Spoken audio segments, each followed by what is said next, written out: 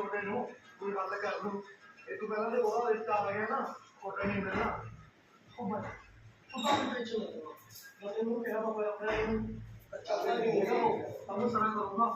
तेरा तो मुंडा मैनू पता है मैनू वो यकीन नहीं पिया करता की है कल तो बड़ी बड़क मार के गया थी कहता स्कीम लाने स्कीम लाओ सब कोई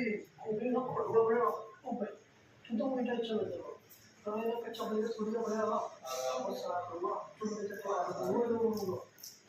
बस लाके आप अगले खानिए ना नहीं रहिए सारा दिन स्पोर्ट करे मत जब मुझे बोला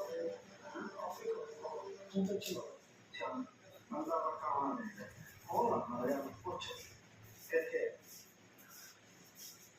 हम बाहर फिर देगा हेलो हाँ